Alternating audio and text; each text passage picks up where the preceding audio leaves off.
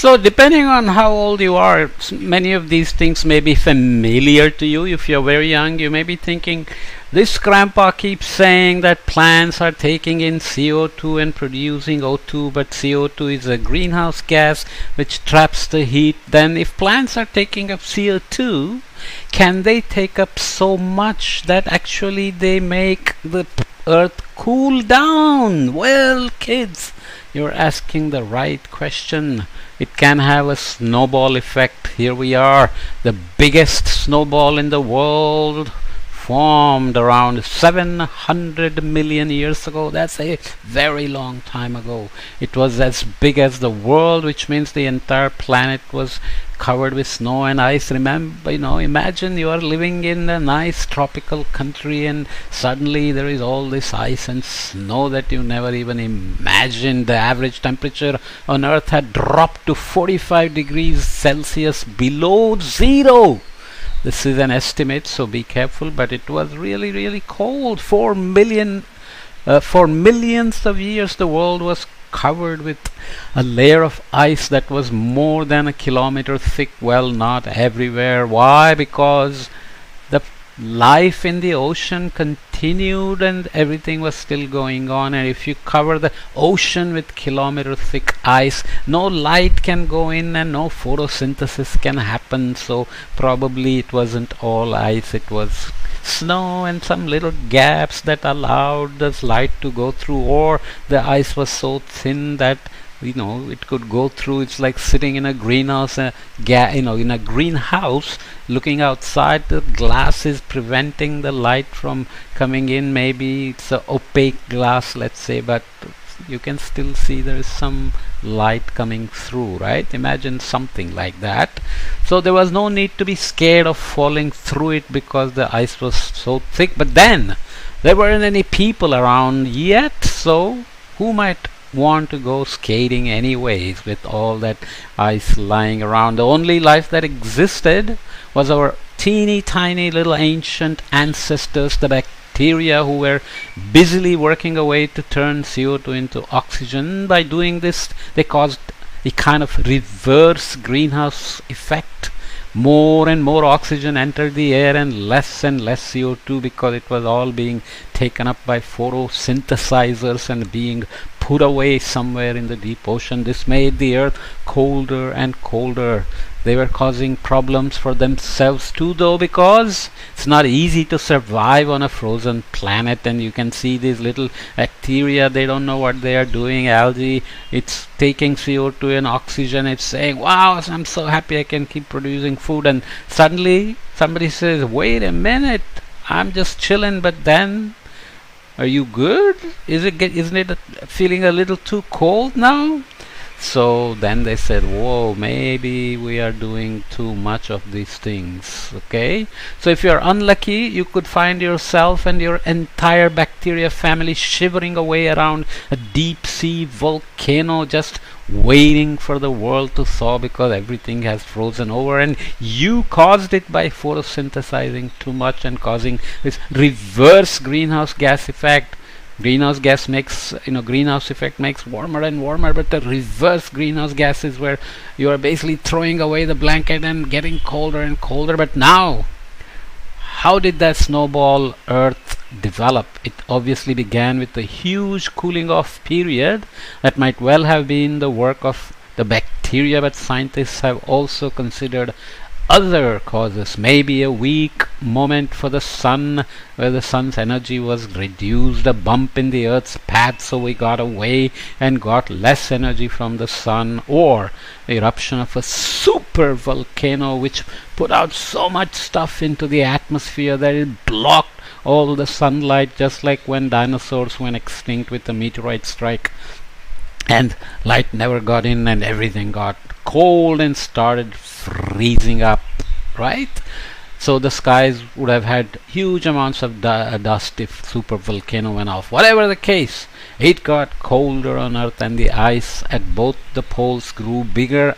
And what you need to remember is also that ice is of course white, and so it reflects the sunlight much better than the ground or the water. You can see your ice cream cone, which is nice and bright, whether it's a vanilla or chocolate, I don't know what these are, but butterscotch, whatever you like. You can see sunlight reflects off of it because it's brighter than the cone, for example. As a result, lots of heat vanished back into space and it became even colder on Earth.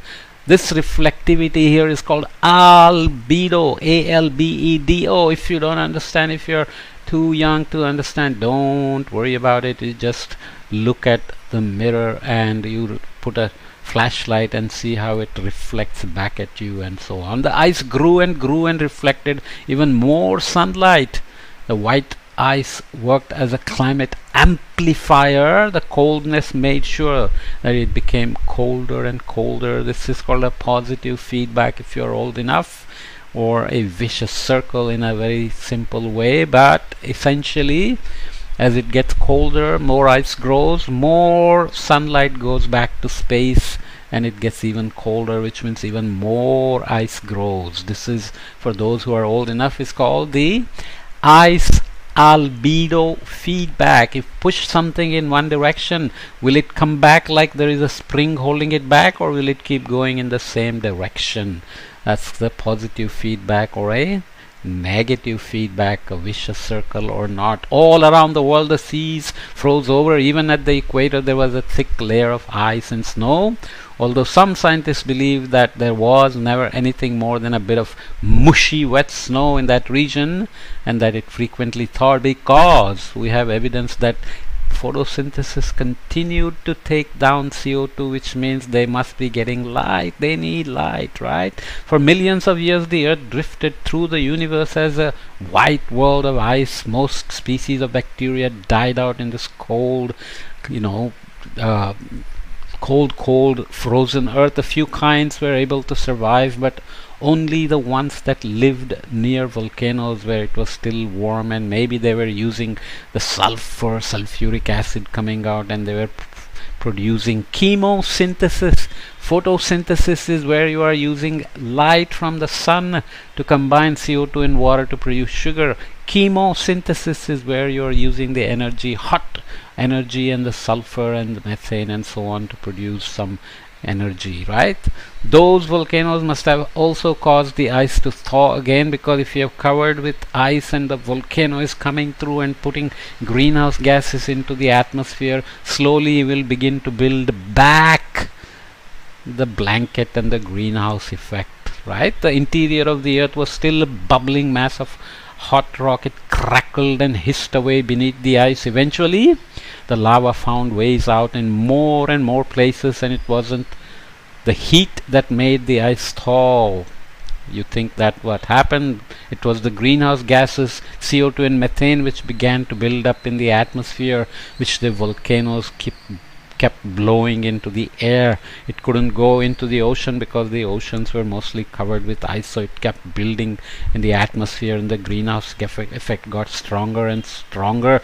These air gases that hold on to heat made it more difficult for the sunlight that was reflected off the ice to disappear back into space, so the blanket got thicker and thicker.